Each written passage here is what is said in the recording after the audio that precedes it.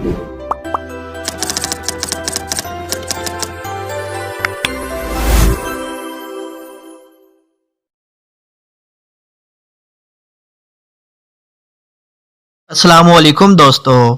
दुल्हन, पादरी और बाराती जमा थे, मगर दूल्हा तलाश करने पर उसे लेबॉर्ट्री में पाया गया। वो शादी भूला ना था, मगर उसे अभी साइंस का एक तजर्बा पूरा करना था।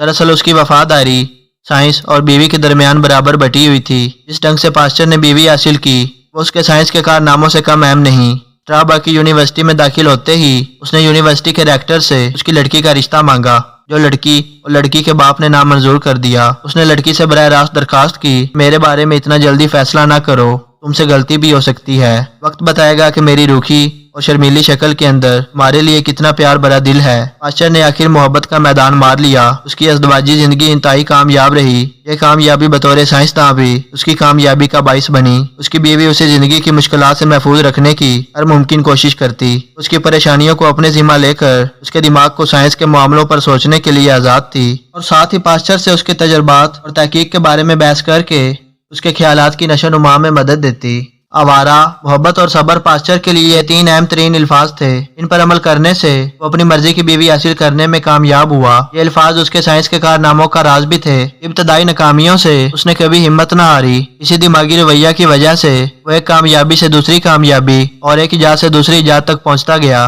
73 साल की कामयाब और मसरूफ जिंदगी में उसने इंसानियत के कितने ही दुख दर्दों का दावा तलाश कर लिया। मज़ीद तफसील में जाने से कबल आने वाले दोस्तों से इल्तिमास है कि वो चैनल को सब्सक्राइब करके बेल आइकन को भी दबा दें।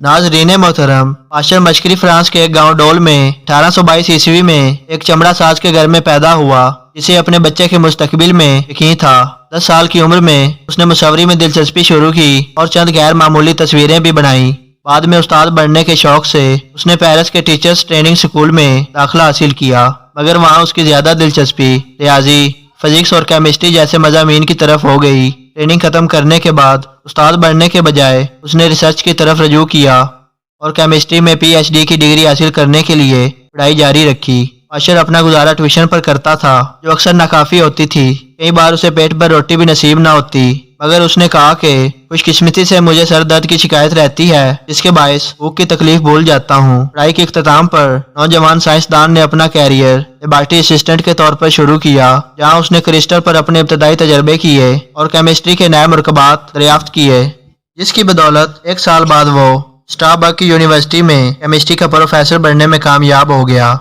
यहाँ उसके सबसे पहले कामों में शादी करना शामिल था। केमिस्ट्री के तजर्बों से पास्चर की दिलचस्पी बायोलॉजी के मिलते जुलते मसाइल तक जा पहुंची। उसने जिंदगी का राज तलाश करने की कोशिश की। उसका कहना था कि जानदार चीजों से ही पैदा हो सकती है, बेजान चीजों से नहीं। उस वक्त के सबसे मुमताज साइंसदानों का ख्याल इसके बरक्स था, जिन्होंने उसके खिलाफ एक तूफान खड़ा कर दिया। आखिर एक जबरदस्त और गर्मा गर्म बहसो मुबाहिसा के बाद पास्चर अपने ख्याल को सही साबित करने में कामयाब हो गया। जिंदगी बनती कैसे है, इससे ज्यादा अहम और अमली सवाल है कि जिंदगी को बचाया कैसे जा सकता है। फ्रांस में एक पुरअसरार बीमारी ने रेशम के कपड़ों का सफाया शुरू कर दिया था, जिससे मुल्क की रेशम की सनत बाओ बर्बाद हो रही थी। पास्चर जो अपने कारनामों की बदौलत एक आदमी का रुकन बन चुका था, उस बीमारी की वजूहात और इलाज जानने के लिए मामूर हुआ। कई महीनों तक सर पटकता रहा, मगर कामयाबी हासिल न हुई। इधर उसके मुखालिफों ने एक बार फिर तूफान सर पर उठा लिया। इसके लिए पास्चर का सिर्फ एक ही जवाब था, सब्र कीजिए। वो वाकई सब्र का समंदर था। जिन दिनों वो रेशम के कीड़ों पर तहकीक कर रहा था, उन्हीं दिनों उसके वालिद का इंतकाल हो गया और फिर यके बाद देगरे 3 लड़के मौत का शिकार हो गए, मगर उसने 18 घंटे रोजाना काम जारी रखा। उसी दौरान उस पर अधरंग का भी हमला हुआ और आखिरकार बीमारी की मजबूरी आराम के दिनों में उसे अपने मसले का हाल सूझ गया। रेशम के कीड़ों की बीमारी अंडों से हासिल की जाती है, तो एक नस्ल से दूसरी नस्ल में मुंतकिल हो जाती है। बीमार अंडों को जाया करने से सेहतमंद रेशम के कीड़ों की नस्ल शुरू की जा सकती है। जहाँ एक तरफ अंडों के व्यापारियों का गुस्सा बढ़ा, वहीं दूसरी तरफ अक्सर कीड़े पालने वालों ने इस मशवरा को आजमाया और कामयाबी हासिल की। इस तरह फ्रांस की मुआशियात एक भारी तबाही से बच गई। पास्चर ने इसी दरियाफ्त का इतलाक मजीद शोबों पर किया और चंद दीगर मसाइल के हल भी पेश किए। शराब की कशीद फ्रांस की एक अहम सनत थी, मगर यह भी एक बीमारी का शिकार हो गई। एक ही साल में इस सनत को करोड़ों रुपए का नुकसान हो गया, क्योंकि पुरअसरार तरीका से शराब का जायका खट्टा हो जाता। पास्चर ने अपने तजर्बों से साबित किया कि یہ खटाई जरासीमों के अमल से पैदा होती है। अब मसला ये था कि शराब को नुकसान पहुंचाए बगैर जरासीमों को किस तरह ज़ाया किया जाए। शराब को मुख्तलिफ दर्जा हरारत तक गर्म करने के बाद वो इस नतीजा पर पहुंचा कि अगर इसे 55 दर्जा सेंटीग्रेड तक गर्म किया जाए तो शराब की किस्म भी ठीक रहती है और जरासीम भी मर जाते हैं। इसी असूल को आजकल खाने पीने की सभी चीज़ों, खासकर दूध, पनीर, अंडों वगैरह को देर तक महफूज रखने के काम में लाया जाता है। इन चीज़ों को खास दर्जा तक गर्म करने के बाद इस तरीका से बंद कर दिया जाता है कि नए जरासीम दाखिल ना हो सकें। बेजान चीज़ों से जरासीमों और जरासीमों से कीड़ों तक पहुंचने के बाद पास्चर ने अपनी दरियाफ्तों के सिलसिला को इंसानी जिंदगी तक पहुंचाया। उस वक्त जराह का काम इलाज की तरह भयानक था। ऑपरेशन से लोग मरते ज्यादा और बचते कम थे।